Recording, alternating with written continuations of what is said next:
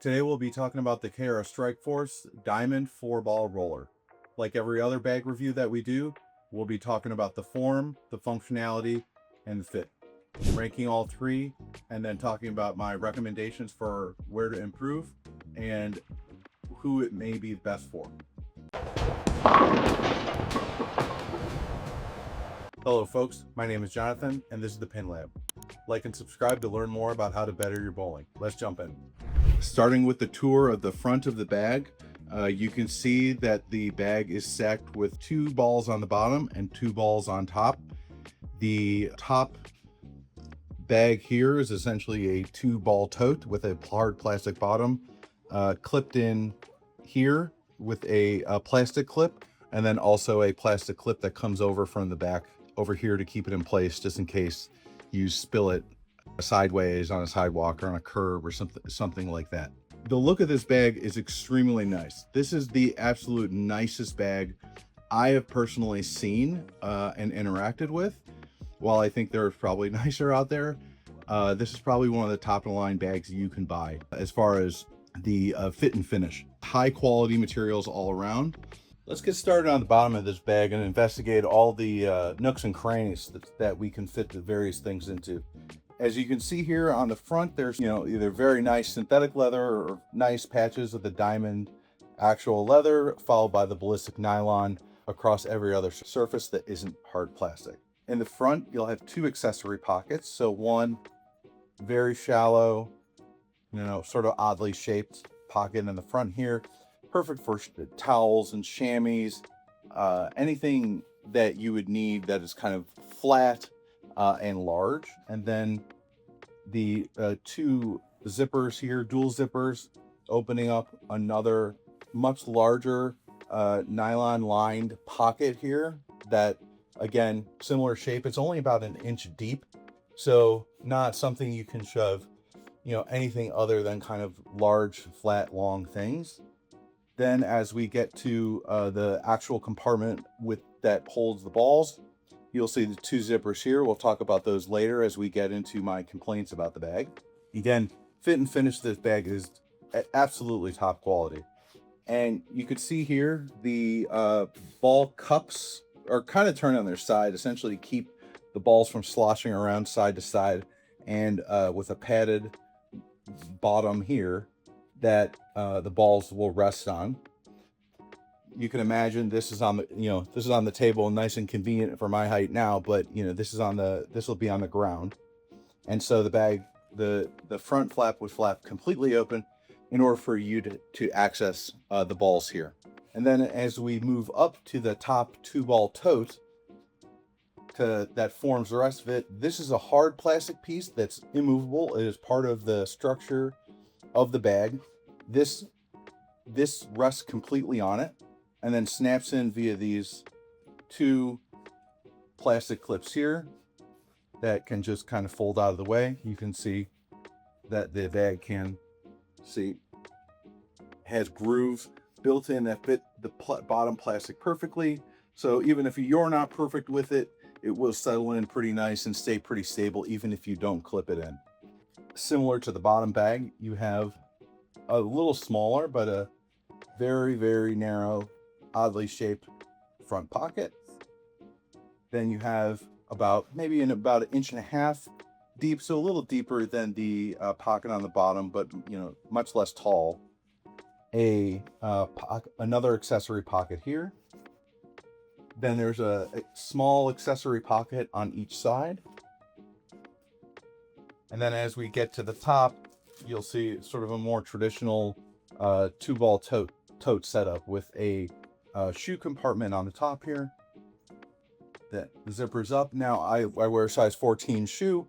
My shoes fit in here no problem, although there's not a ton of room for anything else. And it does stand this up completely if the shoes are on their side. So your shoes will likely fit, but it may be kind of a little tight fit if you have larger feet like I do.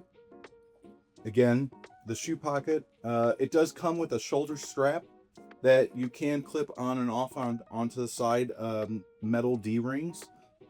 And then as we go inside inside the bag, you'll see that the ball cup's hard plastic, uh, fairly shallow, with a very soft but uh, attached permanently on one side, Velcro on the other, a divider in the middle, so that the balls don't bounce off each other.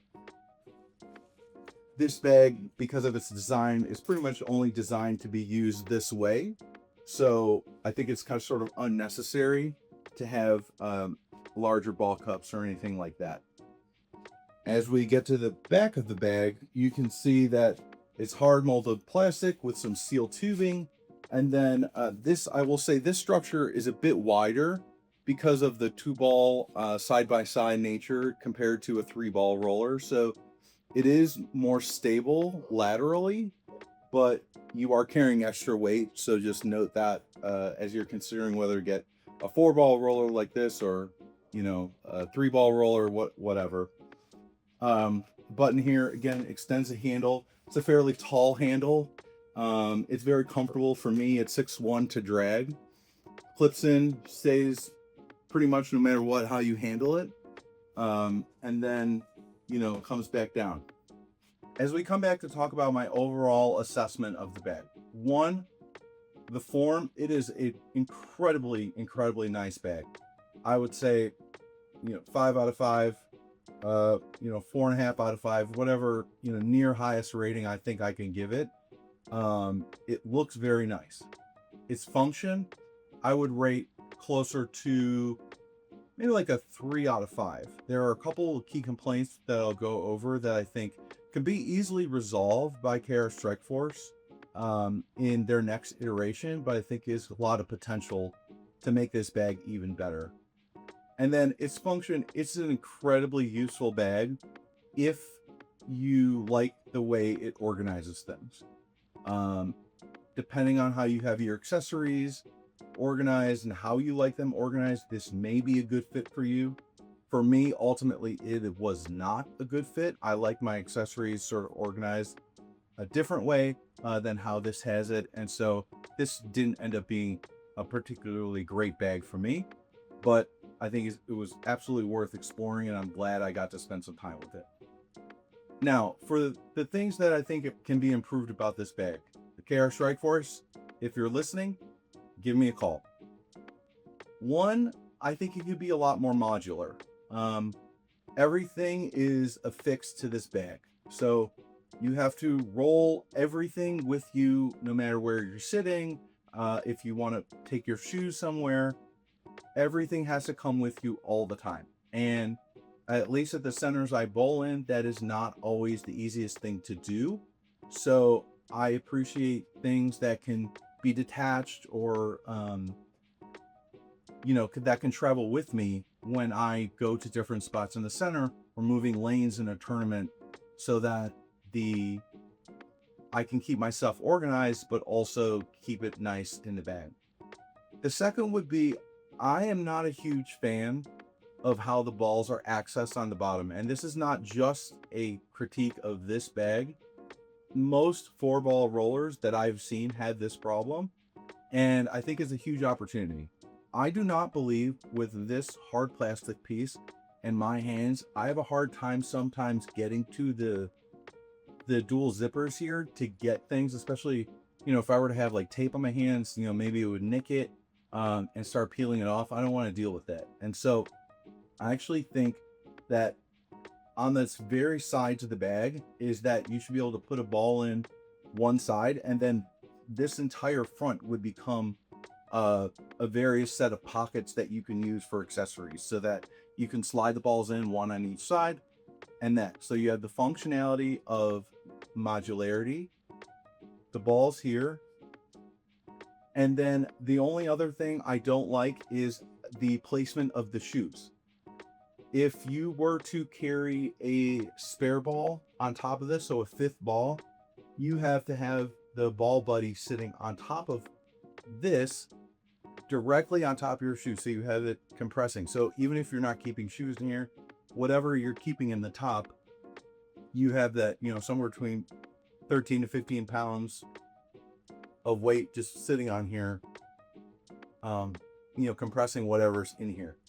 I don't think that's great. I don't love that, especially again, the fact that I might want to access my shoes, so then I have to access the fifth ball in order to do that. So I think potentially the shoes could actually live on the front here, or they can, I don't know. I'm sure the industrial designers can come up with better solutions than having a common single ball edition, which they sell and is another review, which I will do, is really great. But I don't want it sitting on my stuff. I think it should be just sitting on either nothing or just padding or hard plastic. And so I think those three things are a huge opportunity for KR Strikeforce to make this bag the best bag on the market. And again, if they're watching this, give me a call. And so that's it for the review of the KR Strikeforce Diamond 4-ball roller. I hope that you enjoyed the 360 tour, along with my commentary on the ratings, in addition to the opportunities to improve. Now, if this bag feels like a good fit for you, I cannot suggest more highly than for you to get it. If you're on the fence, absolutely do it. Just know that you have to really conform to how the bag wants you to organize your accessories and bowling balls. Not that you have a ton of real variety about how you want to do that. And so, again, I recommend it if it is something you feel that is going to fit your game. I did not have the luxury of this review before I purchased it, so had to sort of experience these things myself. But for me, it's not a great bag for all the reasons I stated. And I have a couple bags that I really enjoy that I think fit my criteria a bit more. But if you are on the fence, please absolutely go buy it from your favorite bowling retailer. Please buy local.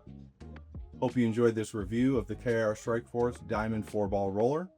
Like and subscribe for more content, and I'll see you later.